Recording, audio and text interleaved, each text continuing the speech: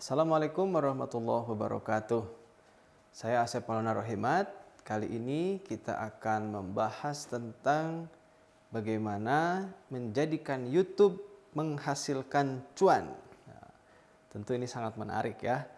Di Lab Digital Kreatif pada kali ini, terutama di dalam hal laboratorium FEBI, para mahasiswanya akan saya ajarkan bagaimana memanfaatkan platform YouTube untuk menghasilkan uang.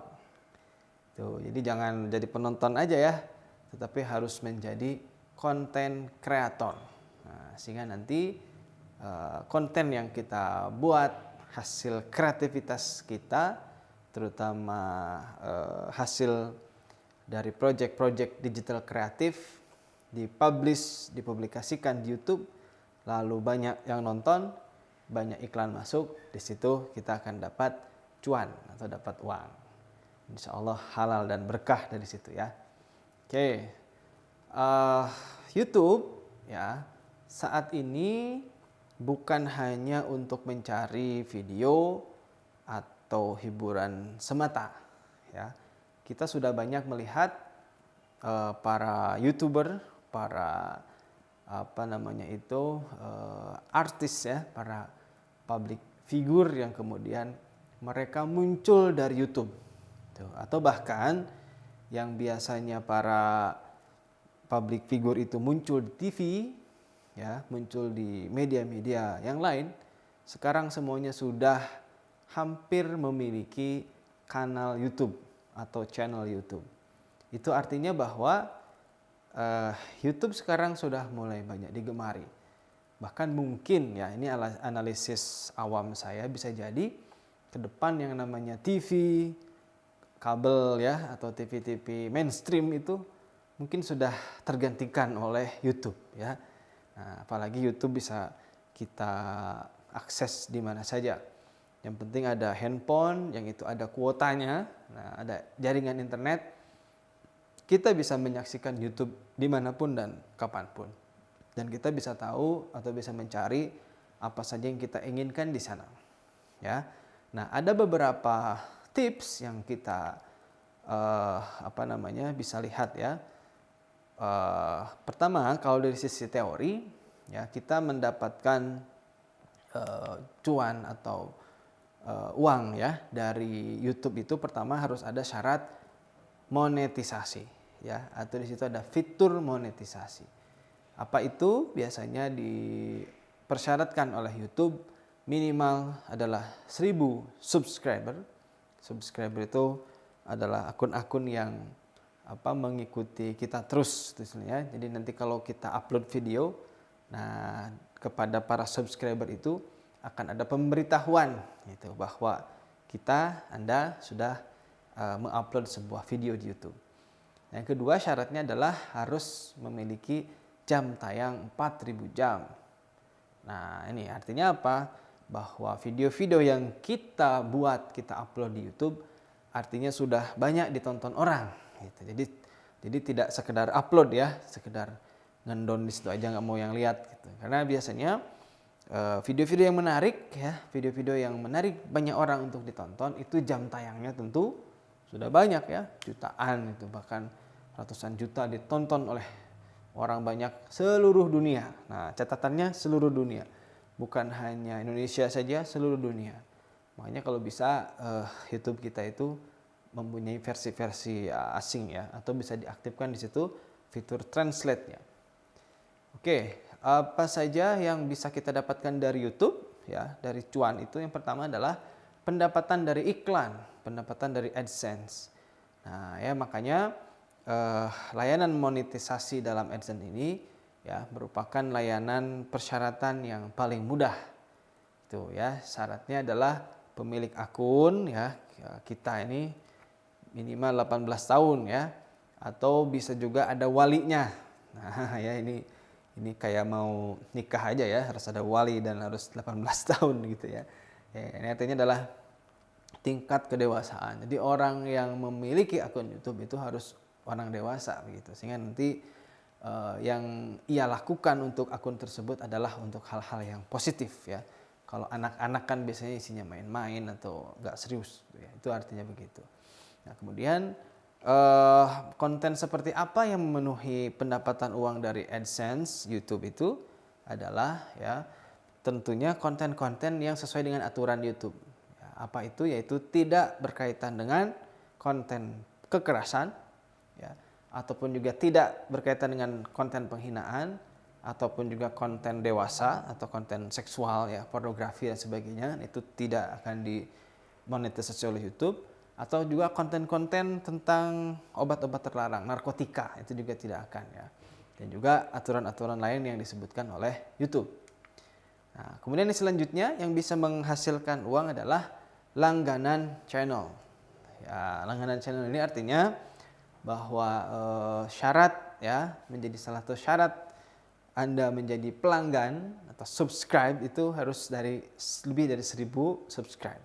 Nah, tadi saya sampaikan ya bahwa orang yang sudah mempunyai subscriber YouTube itu 1000 berarti dia sudah pelanggan itu 1000.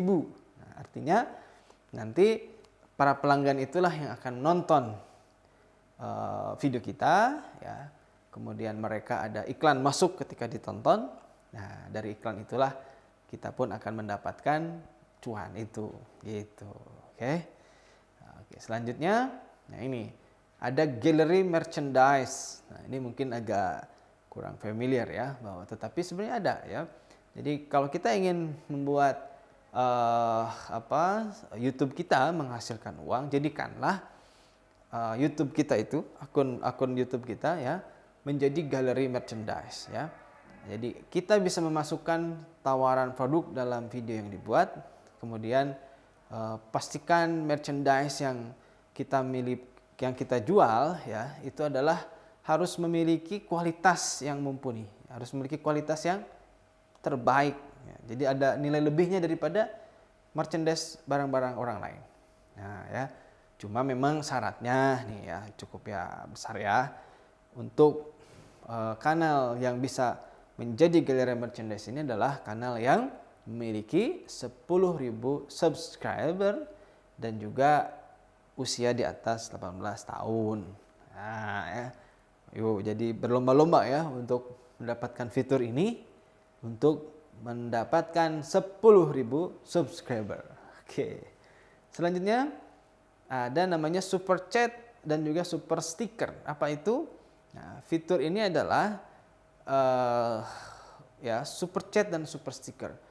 Sedikit berbeda dengan layanan lain, fitur ini hanya bisa digunakan saat kita melakukan siaran langsung atau live streaming. Nah, ya. Jadi pada kolom komentar tersebut ya, misalkan kita sedang live satu launching produk ya, kemudian kita deskripsikan ya, kita jelaskan keutamaan kelebihan produk itu. Nah, di situ kan ada kolom chat tuh ya di sebelah kanan dari video kita ya. Nah, misalkan ada orang yang tertarik, nah, tinggal di situ aja ngechat. Kemudian nanti akan dilihat oleh adminnya ya atau pengelolanya. Nah, baru setelah itu bisa kemudian transaksi jual beli ya dengan si pemilik produk tersebut. Nah, ya. Jadi silakan ya. Jadi ketika Anda live streaming terutama untuk para pebisnis ya yang mempunyai produk-produk kreatif, di situ saatnya Anda membuat penjelasan yang sangat menarik untuk menarik minat para calon pembeli. Dan juga aktifkan fitur chat di situ. Ya. Nah, jangan sampai chatnya dimatikan misalkan. Terus kalau ada orang yang tertarik nanti gimana caranya? Kan susah ya. Nah, mau menunggu komen kan lama juga misalkan. Nah, jadi kalau kita live streaming jangan lupa itu ya, terutama tadi untuk memperkenalkan produk-produk kreatif kita di YouTube. Selanjutnya, ya, yang kelima adalah pendapatan dari YouTube Premium. Ya, YouTube Premium adalah layanan berbayar kalau ini ya, yang disediakan oleh YouTube. Makanya kalau kita akses YouTube kan di situ ada tawaran ya. Nah, maukah Anda mencoba 1 bulan untuk menggunakan YouTube Premium? Nah, ya coba sebulan. Nanti setelah itu harus bayar. Nah, jadi kalau YouTube Premium itu nanti konten-konten YouTube-nya lebih lebih berkelas ya, lebih banyak juga begitu. Dan juga ada beberapa dari YouTube Premium ini yang bisa mengakses dari TV-TV berbayar seluruh dunia. Nah, tapi syaratnya apa? Ya kita harus bayar sejumlah uang ke YouTube untuk bisa mengakses YouTube Premier ini. Anda sudah mencoba YouTube Premium ini? Nah, ya kan sudah bisa merasakan bagaimana kelebihannya ya daripada YouTube Premium dengan YouTube Free yang biasanya anak mahasiswa dipakai ya. Nah, yang free aja lah, yang gratis, dan itu pun sudah bisa mewakili misalkan ya untuk bisa mendapatkan materi di situ. Sobat Digital Kreatif, nah selanjutnya kita akan membahas ya bagaimana ide-ide konten YouTube ini bisa muncul ya. Apa saja ide kreatif yang bisa muncul untuk konten YouTube kita. Nah, ini sebenarnya cukup banyak ya. Banyak sekali, tergantung dari skill atau minat dari pribadi masing-masing ya. Biasanya kalau misalkan yang kreatifnya tanpa batas, itu apapun bisa jadi konten. Nah, tentu syaratnya adalah kontennya jangan sekedar konten ya, apalagi membuat konten yang membahayakan diri sendiri atau membahayakan orang lain. Pernah ada lihat misalkan ada yang membuat konten di tengah rel kereta api ya, ingin memvideo bagaimana kereta api datang misalkan, dia berdiri di tengah rel, itu kan sangat berbahaya. Selain berbahaya bagi si pembuat kontennya, juga berbahaya bagi keselamatan kereta apinya. Ya, itu kan isinya banyak orang ya. Nah, itu kan berbahaya. Jadi jangan sampai begitu. Gitu. Atau membuat konten di pesawat terbang misalkan. Wah, ini misalkan ingin tahu bagaimana pilot itu bekerja, nah, tiba-tiba menerobos misalkan ya. Wah, itu sudah jadi pelanggaran ya, tidak boleh. Jadi kalau ingin buat konten kreatif itu banyak. Nah, apa saja yang bisa untuk jadi konten kreatif? Yang pertama adalah daily vlog. Apa itu daily vlog? Nah, seperti arti katanya, daily vlog berarti adalah vlog harian. Ini sangat cocok bagi kita yang setiap hari mempunyai rutinitas yang unik. Ya, yang unik. Nah, ini bisa didokumentasikan nih, ya. Mulai bangun tidur misalkan ngapain ya. Persiapan kerja, persiapan kuliah itu seperti apa gitu. Nanti setelah kuliah ngapain, sampai tidur lagi. Nah, itu buat konten seperti itu. Ya. Jangan lupa juga tetapi tentu untuk memaksimalkan daily vlog ini tetap dirancang dulu ya. Jadi ada semacam skrip rancangan. Ini nanti membuat konten apa. Jadi tidak sekedarnya ya. Nah, tidak sekedarnya. Ini biasanya para konten kreator, para artis ya, para public figure itu kan, Ria Ricis misalkan. Nah, ini favoritnya istri saya nih ya. Kalau kemarin saja mau menikah misalkan, atau sudah menikah, itu diikutin gitu kan dari paginya sorenya ngapain gitu kan.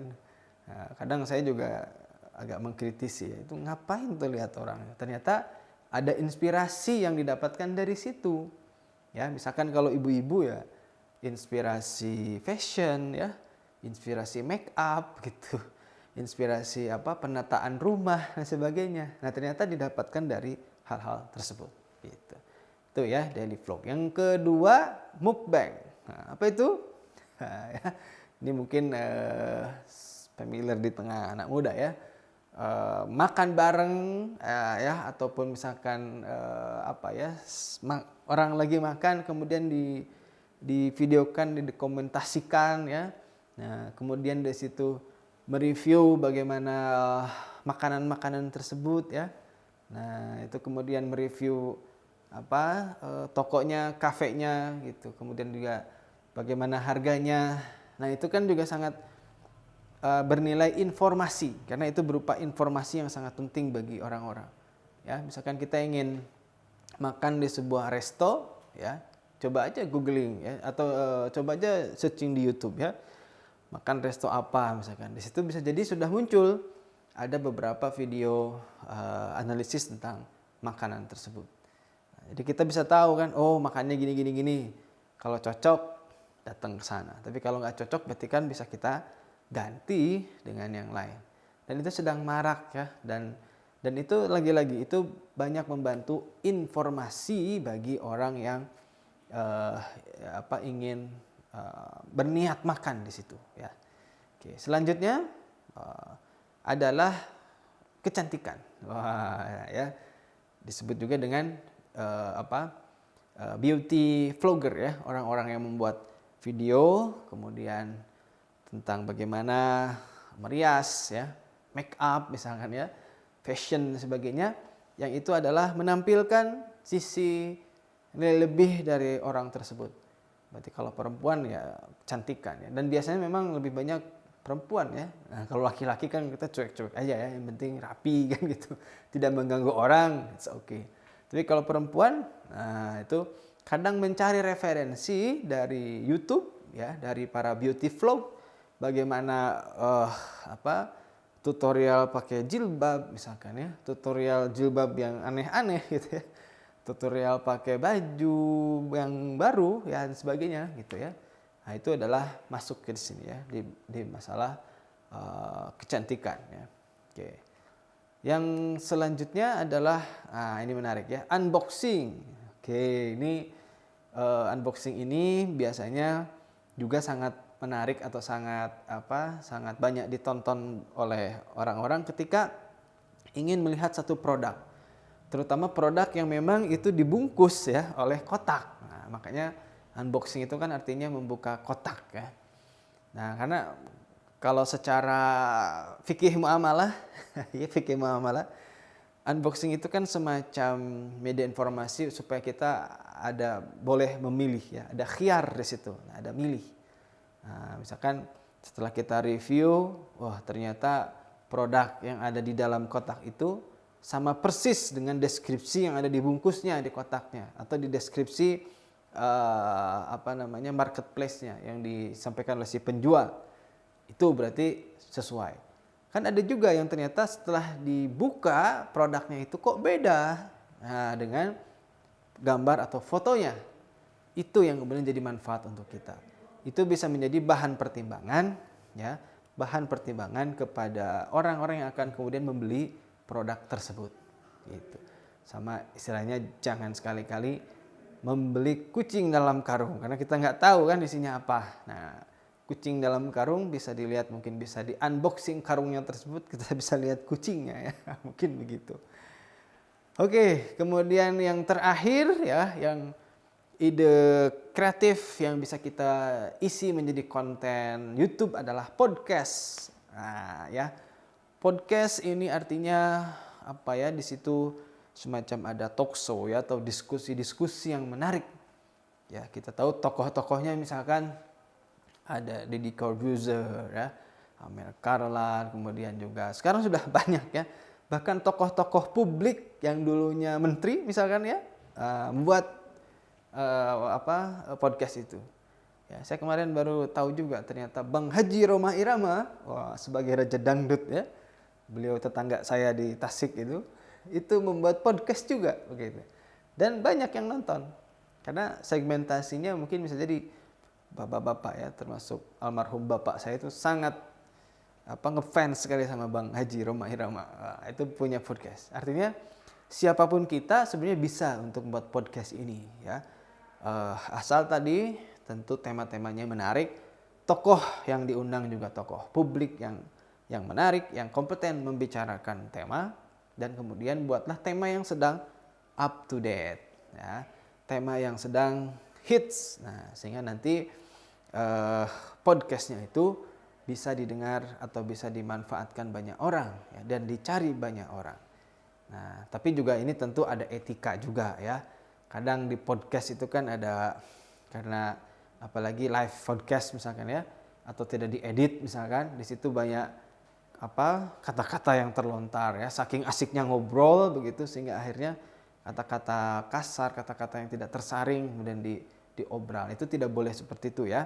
Nah, justru bagus sekali kalau podcast itu memang direkam saja, direkam secara offline kemudian nanti bisa diedit. Nah, mana yang kemudian ini bisa dipublikasikan ya, mana yang tidak bisa dipublikasikan gitu ya. Sehingga nanti kita tidak terkena oleh aturan YouTube ya, atau juga tidak terkena aturan etika norma kita ya, yang kemudian dilarang untuk menghasut ya, dilarang untuk menjelek-jelekan orang misalkan begitu. Dan juga kata-kata yang kita gunakan pun harus santun. Oke, nah untuk podcast ini juga nanti akan dibahas lebih lanjut dalam video-video yang lain. Terima kasih, sampai jumpa lagi dengan saya, Asep Maulana Rahimat, dalam Lab Digital Kreatif Fakultas Ekonomi dan Bisnis Islam UIN Raden Mas Said, Surakarta. Assalamualaikum warahmatullahi wabarakatuh.